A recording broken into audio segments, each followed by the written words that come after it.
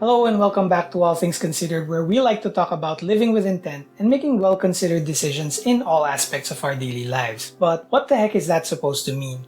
In the past couple of videos, I shared my home office setup as well as the items I carry on a daily basis, but with little explanation as to how it all relates back to the concept of living with intent. Today I'll be explaining what the concept is all about, how and why I got into it, and how it might help you find more joy in whatever stage of life you find yourself in right now. Let's get into it.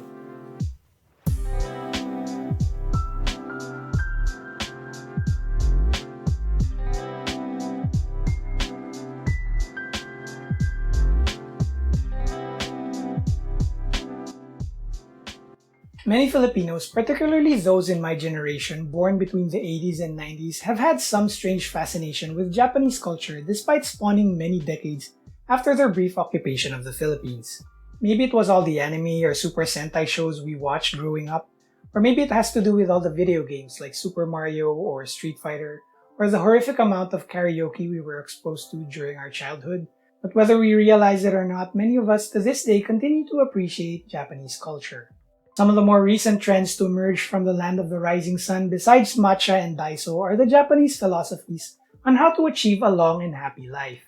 One of these is the concept of Ikigai, which roughly translates to finding joy in one's life through purpose. There's a popular Venn diagram that's been passed around many times, showing how Ikigai supposedly lies in the center of an intersection between what you're good at, what you love, what the world needs, and what you're paid to do.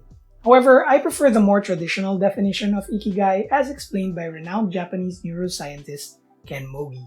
In his work entitled The Little Book of Ikigai, he describes how Ikigai isn't necessarily something you make money from or even does a service to the world, but rather could be found in the simplest of things you do every day, like organizing your desk or accomplishing basic tasks at work. As with many Japanese philosophies, it's more concerned about the process than an actual final state. Making even bigger waves than Ikigai is the Japanese approach to minimalism, made popular to the rest of the world through Marie Kondo's Konmari method of tidying up, which has been so well received it's already found its way onto Netflix. If you've ever heard your friends or favorite celebrity asking themselves, "Does this spark joy?"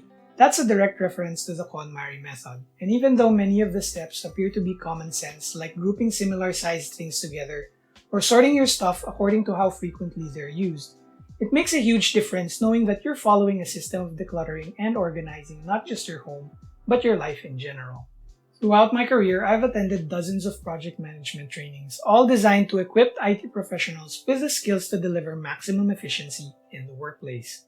The ones that left a lasting impression on me the most are those I learned in my days as a programmer for Toyota, where I was introduced to the Kanban system, 5S, Genchi Genbutsu, which is a form of root cause analysis, and Kaizen or continuous improvement.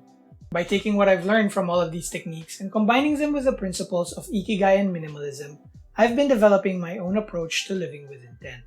And what I've discovered is how much joy there is to be found in the simplest of things, like making coffee for me and my wife, or playing a video game with my son, or even doing household chores like cleaning up after our dog. Here's an example. We all use a computer keyboard. We all have one at home or at the office, and we use it on a regular basis. But we pay very little attention to it, if any at all.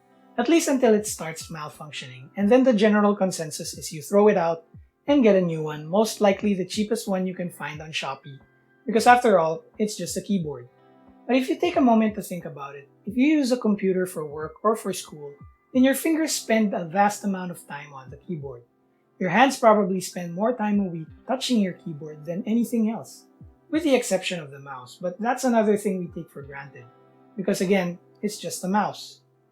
Now isn't it interesting that even though our sense of touch is hogged by these computer peripherals more than anything else we own, spending upwards of 5,000 pesos or $100 on a good keyboard or mouse seems too steep for a lot of people, myself included, at least before I got into this mindset. But why? Why do we think that way? I think it's because of our expectations. We have very simple expectations of these devices. We expect the keyboard to be made of plastic, to have a bunch of keys, and as long as the key we press shows up on the screen, then that's all there is to it. But as I was shopping around for a keyboard, I discovered that there are actually entire groups on social media dedicated to keyboards.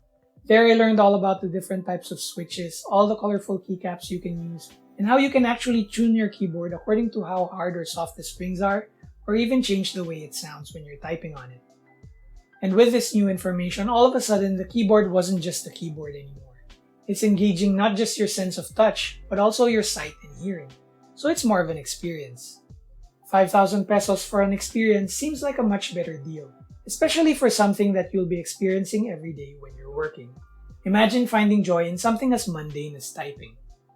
Adapting this mindset is kind of like a firmware update on my perspective on life, one that's designed to eliminate many of the bugs that resulted in past inefficiencies and frustrations.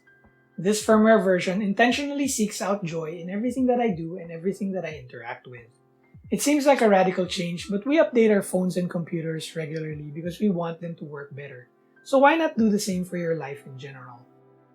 So with all that said, I'd like to invite you to join me towards a curated, well-considered, and clutter-free lifestyle by clicking on the subscribe button below. Don't forget to click on the bell icon so you'll be notified every time I put up a new video.